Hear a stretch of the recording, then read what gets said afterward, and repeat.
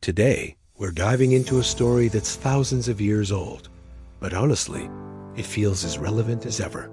It's the tale of Abraham and Sarah, a couple who embarked on an incredible journey of faith, facing doubt, fear, and ultimately, experiencing a miracle that would change the course of history.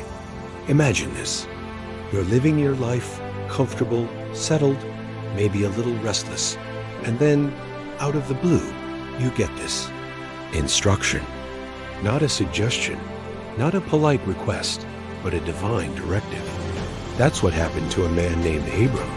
God appears to him, or maybe it's a powerful inner voice, a profound knowing, and says, "Leave your country, your people, and your father's household, and go to the land I will show you."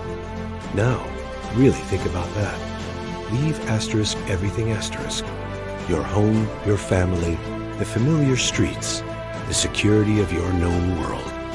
Abram was already a man of means, comfortable in Ur of the Chaldeans. This wasn't a call to adventure. It was a complete uprooting. And Sarai, his wife, she's right there with him. We don't always hear as much about her initial reaction, but she's his partner in this. Can you imagine the conversations? The whispered fears in the dead of night?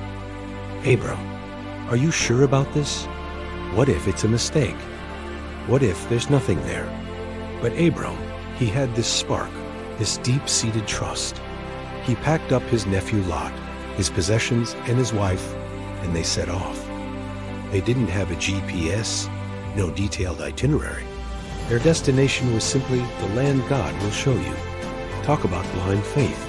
They became nomads, constantly moving, following this unseen guide. It's a picture of resilience, right?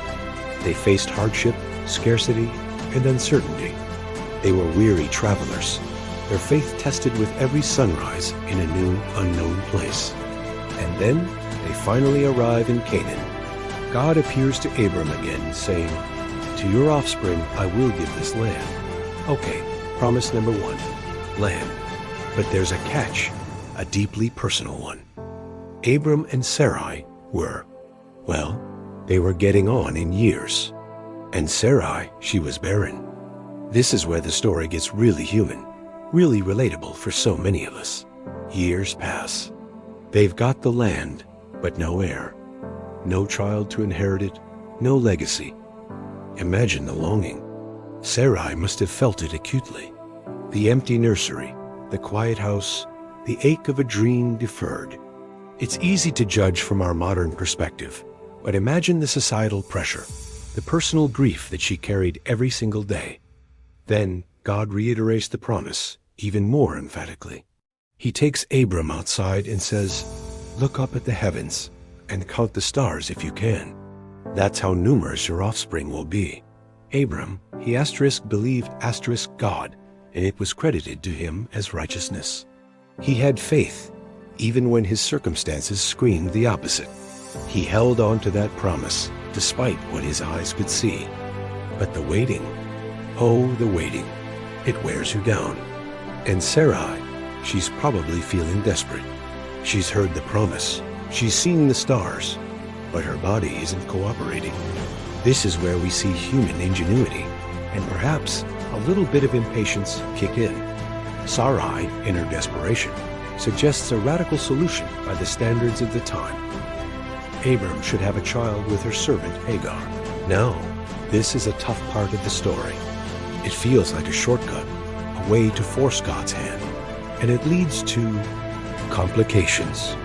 Hagar conceives, and then Sarai is left with the pain of seeing her servant pregnant with her husband's child, and the jealousy that follows.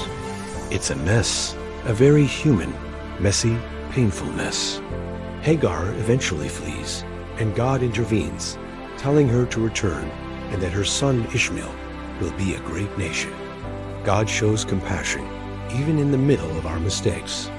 But the real promise, the one tied to the covenant, the lineage of faith, that was still to come. Years later, when Abram is 99 and Sarai is 89, God appears to him again. This time, he changes Abram's name to Abraham, meaning father of many nations, and Sarai's name to Sarah, meaning princess.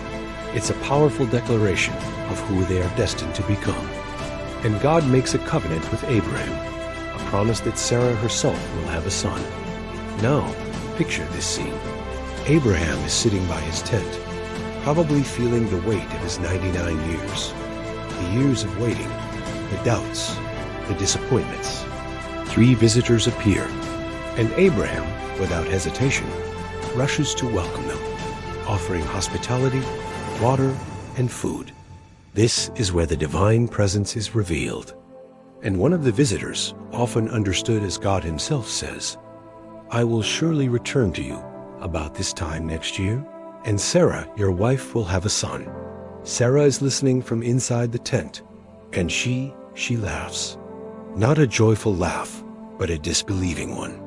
"After I am worn out and my Lord is old, will I now have this pleasure?"